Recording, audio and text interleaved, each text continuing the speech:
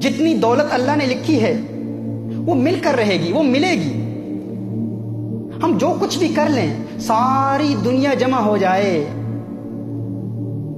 ہماری کل دولت سے وہ جو اللہ نے لکھی ہے اس میں سے ایک پینی، ایک پاؤنڈ، ایک یورو، ایک درہم، ایک دینار، ایک روپیہ بھی نہیں نکال سکتے۔ جو لکھا ہے مل کر رہے گا۔ اور اگر ساری دنیا ہماری ساتھی بن جائے، ہماری معاون بن جائے، سارے مالدار لوگ ہماری مدد کرنا شروع کر دیں، تو جو اللہ نے لکھا ہے اس میں ایک پینی کا اضافہ نہیں کر سکتے۔ یہ قانون ہے۔ اگر مسلمان ہیں تو اس پر ہمارا عقیدہ ہونا چاہیے کہ جو کچھ اللہ نے لکھا ہے وہ مل کر رہے گا۔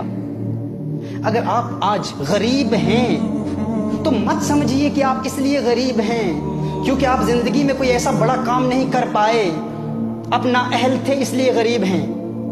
نہ، آپ غریب ہیں کیونکہ جتنا آپ کے لیے اللہ نے لکھا ہے وہی ملنا تھا۔ اگر کوئی ملٹی ملینئر ہے اور سمجھتا ہے کہ میں اپنی فہم اور فراست، ادراک اور شعور اور اپنے مناسب فیصلوں کی بنیاد پر میں ملینئر بن چکا ہوں، نہ، تو ملینئر ہے۔ اگر تم مالدار ہے تو اس لیے نہیں ہے کیونکہ تم اپنی محنت کی وجہ سے مالدار بنا ہے، تم مالدار ہے تو اس لیے ہے کیونکہ جو کچھ اللہ نے لکھا ہے وہ تجھے ملنا تھا۔ یہ اسلام کا قانون ہے، یہ اسلام کا اصول ہے۔ اگر مسلمان ہے تو اس کو تسلیم کرنا ہوگا۔ ذہن میں ایک سوال آتا ہے کہ ٹھیک ہے، اگر ایسی بات ہے تو پھر ہم کام کیوں کرتے ہیں؟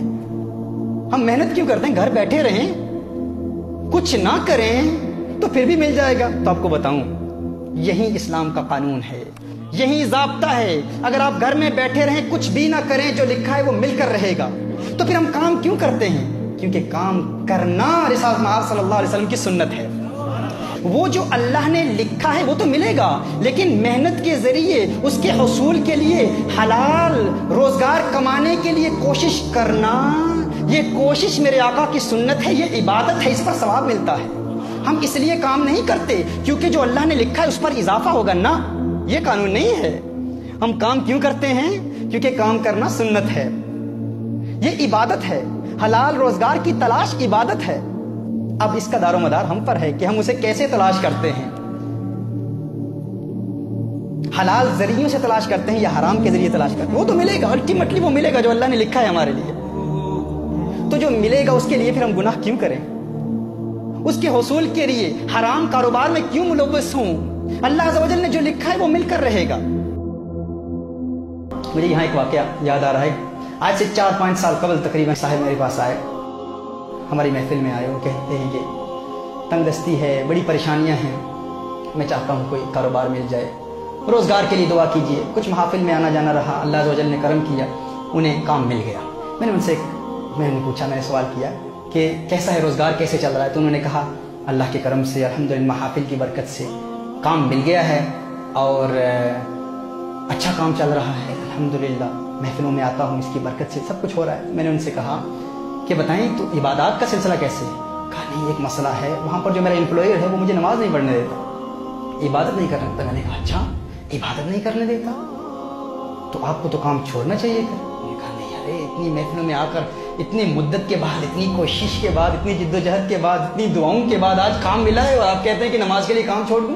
میں نے کہا آپ کام کیوں کرتے ہیں؟ کہتے ہیں اس لیے کرتا ہوں تاکہ روزگار ملے، تاکہ دولت ملے، تاکہ اپنے گھر کے اخراجات چلا سکوں، گھر چلا سکوں۔ میں نے کہا نہ، کام کرنے کا مقصد یہ نہیں ہے، وہ تو ملنا ہی ہے۔ ہم کام فقط اس لیے کرتے ہیں کیونکہ کام کرنا سنت ہے، وہ جو اللہ نے لکھا ہے وہ تو مل کر رہے گا۔ اور قانون کیا ہے؟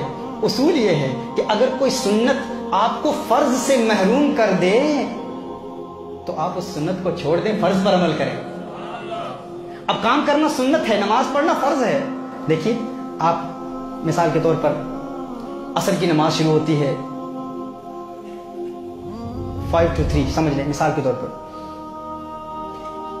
اور آپ نے ظہر کی نماز ادا نہیں کی، 2:55 ہو گئے، آپ نے ظہر کی نماز ادا نہیں کی۔ اب نفل پڑھنا تو سنت ہے، اب اس وقت اگر آپ نفل پڑھنا شروع کر دیں، نفل عبادت شروع کر دیں، آپ نے فرض ادا نہیں کیے تو وہ نفل عبادت اس وقت کرنا گناہ ہے، کیونکہ وہ سنت آپ کو فرض سے محروم کر رہی ہے، لہذا سنت کو چھوڑیں اور فرض پر عمل کریں۔ میں نے اسے کہا کہ آپ کام اس لیے کر رہے ہیں کیونکہ کام کرنا سنت ہے اور الٹیمیٹلی جو لکھا ہے وہ تو مل کر رہے گا، لیکن یہ کام آپ کو فرض سے محروم کر رہا ہے تو آپ کام کو چھوڑیں، فرض ادا کریں۔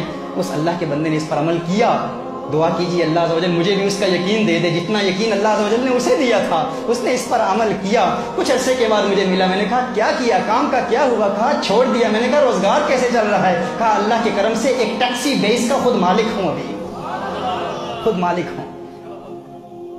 ये यकीन ये हमारे अंदर अगर पैदा होगा कि अल्लाह ने जो लिखा है मिलकर रहेगा, तो फिर कोई गम नहीं, परेशानी है ही नहीं। बड़े से बड़ा नुकसान हो जाए परवाह नहीं भाई क्यों परेशान हो रहे हो?